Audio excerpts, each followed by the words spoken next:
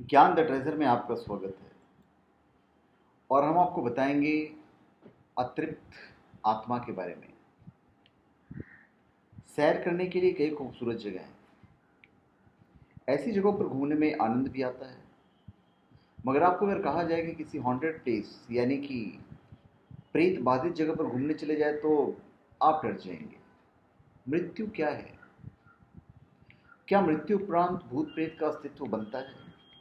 हमारी धड़कनें जब काम करना बंद कर देती है तो हमें मृत घोषित कर दिया जाता है। धर्मानुकाल अंतिम क्रियाक्रम भी कर दी जाती है, पर शरीर का नाश होता है, आत्मा का नहीं। यह शरीर से बाहर निकलकर अंतरिक्ष में कहीं खो जाता है। एक नए शरीर की तलाश में पुनः जन्म होता है। पर कुछ अतृप्त आत्माएं यहीं पृथ्वी पर ही रह जाती है, जो भूत प्रेत आदि के रूप में भटकती रहती है। हैरत की बात तो यह है कि बिल्ली इन भूत प्रेतों को देख सकती है। बचपन में भूत प्रेत की कहानी सुनकर रोंगटे खड़े हो जाते थे और रातों की नींद गायब हो जाती थी। इन्हीं भूता जगहों में से हम आपको एक जगह का बताते हैं। और राजस्थान के अलवर जिला में मानगढ़ एक जगह है, उसको भानगढ़ भी कहा जाता है।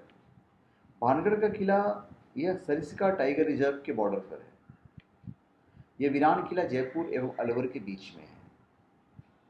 सन 1573 में राजा भगवंत दास ने मानगढ़ शहर की स्थापना की।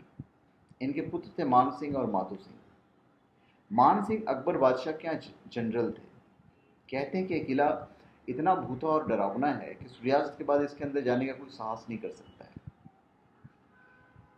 राजा माधो सिंह द्वारा निर्मित यह किला गुरु बलुनाथ की अनुशंसा स्वीकृति के बाद बनवाया गया था।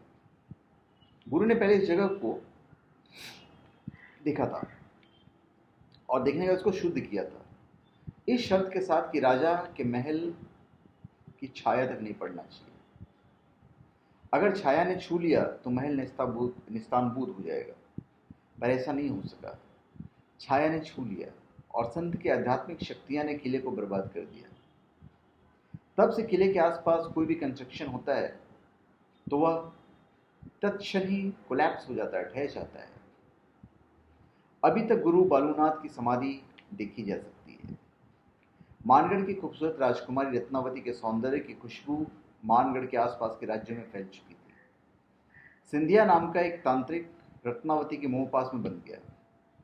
यह जानते हुए भी कि राजकुमारी से उसका ब्याह नहीं हो सकता है, उसने काले जादू का प्रयोग किया। प्रयुक्त जादू के तेल को राजकुमारी ने जमीन पर गिरा दिया। सतह का पत्थर बन गया। सतह जो था वो पत्थर का बन गया और तांत्रिक जादूगर को क्रश कर दिया। मरने से पूर्व जादूगर ने श्राप दिया कि मानगढ़ मिट्टी में मिल जाएगा और यहाँ कोई पुनर्जन्म नहीं होगा। मानगढ़ और अलवर के बीच घमासान लड़ाई हुई और राजकुमारी रत्नावती की हत्या कर दी गई।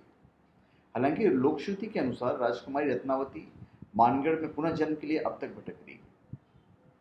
जो भी हो, मानगढ़ का कभी खूबसूरत किला जो था वो तो ढह चुका है और यहाँ अनेकों आत्माएं प्रेत के रूप में भटक रहे हैं।